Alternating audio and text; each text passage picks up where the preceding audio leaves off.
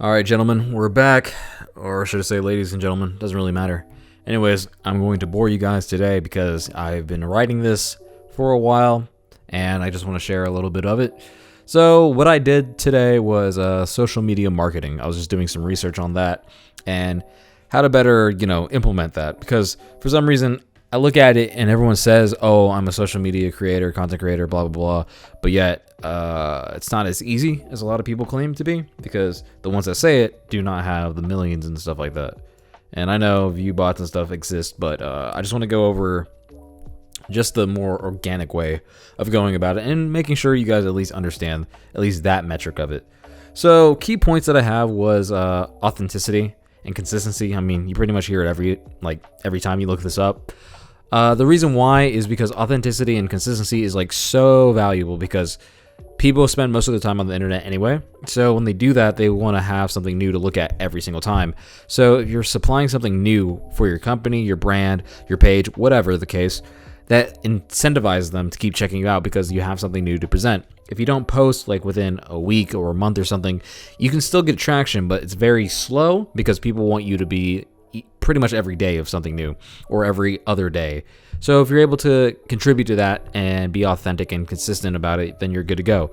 I guess I should break down that authenticity part. Is make sure that if you are posting and you are trying to market yourself, make sure that it in lines with your business, not so much that you're trying to fake it. For example, don't Photoshop a lot of things. Don't try to Photoshop a person you never met or say lies that you never had. And I'm going to go into that a little bit, but if you can stray away from that, just don't do that, I think you'll be okay. In fact, you'll probably be more than okay. You'll be great. Next key point is just be knowledgeable. Just be knowledgeable about a lot of the current trends and the pop culture that's going on.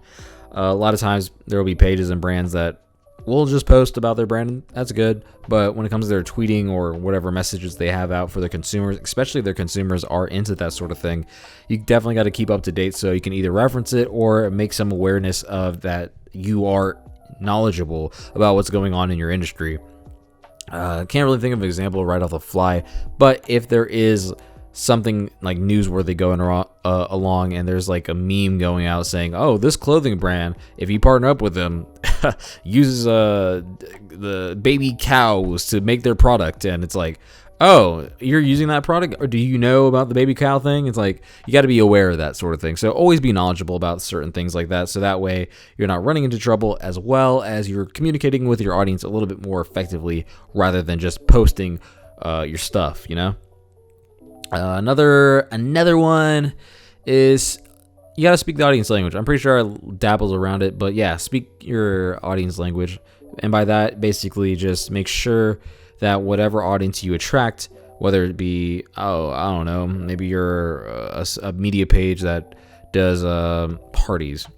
Make sure you're out there at every event, every major event like Coachella, stuff like that, even the BET or MTV awards and stuff like that, because even though you may not want to, but if that's what your audience is mostly going to follow because of that's what their interests, then you have to be able to get involved with their interests, so that way you can talk about it as well as show them that you have similar interests. And when you have similar interests, your consumer base will be more attracted to you anyway. So definitely have that, because you'll be good to go.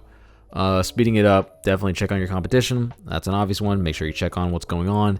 Keep record of your customers' usage. Make sure that the customers is tuning into your page. If you're just posting to post and you're not really checking to see who cares, then you're gonna be running into a very slow grind, a very slow growth. So make sure you understand that certain people might not be captivated by a certain way you're doing it. And this I don't care attitude doesn't really work in business. So you have to at least care. Sorry, I shouldn't be touching stuff. Anyways. And this also helps out as well. Another point, creating a team that can look at it through a consumer perspective rather than a you perspective. So when it comes to that, just basically, get someone to survey, or someone that is interested in certain things that you're trying to market. Let the consumer tell you about it, and not just rely on comments and other things like that. Actually go out there, find consumers that can look at it objectively and go, "Oh, okay. Hell, that might be even better." Go find someone that's not even a fan or even knows about you, and Tell them what they think. Like, would you buy this? Are you interested in this sort of thing? Like a little survey out there you can definitely do and run. And it's pretty effective if you're able to, channel that down and do A/B testing and seeing whether or not this person likes that and that person likes this, and really understand like what your consumers want out of you, rather than you looking at it like, oh, well, I don't want to do that. Like, no, it's not about you. It's about your consumers. And also on the business side of things too, because sometimes your emotional spectrum, like how you feel about your product or brand, might get in the way.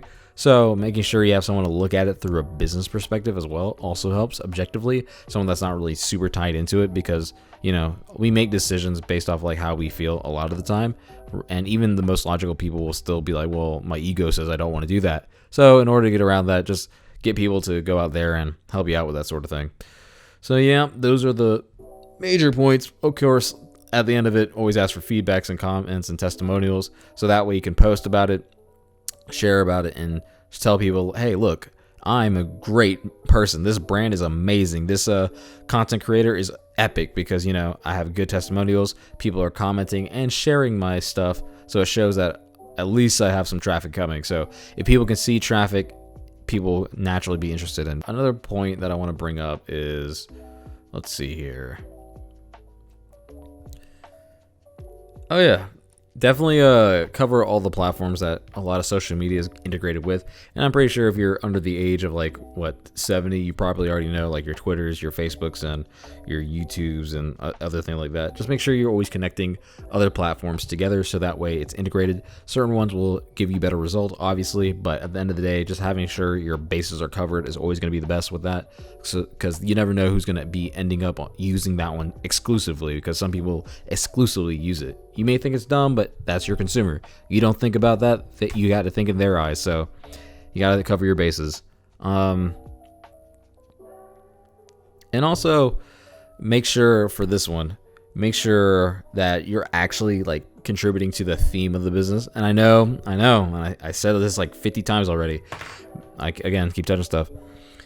The business should be more about the consumer rather than about you. I know you want to make it like, this is my baby, this is my thing, but if your consumers are interested in a certain style and theme of this type of product or niche, then you have to at least reciprocate that. For example, if you have like a coffee shop, right?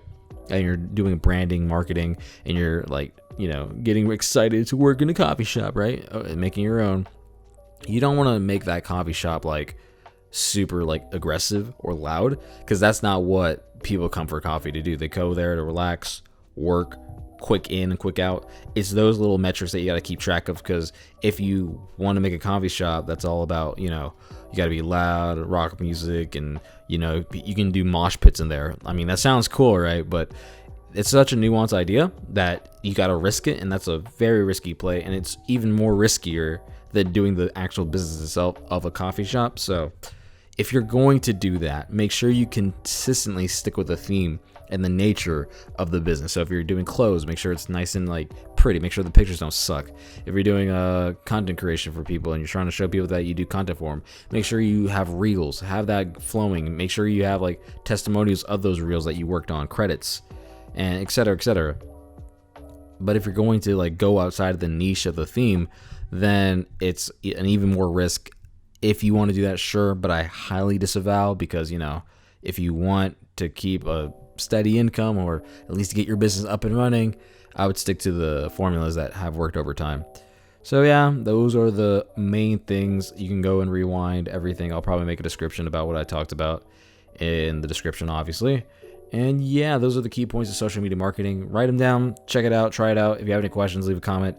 I'm gonna write another one. I don't know. I feel like educating people today. So yeah, that's social media marketing. Good luck. Hopefully it works. And if it doesn't, we'll keep working on it, right? Peace.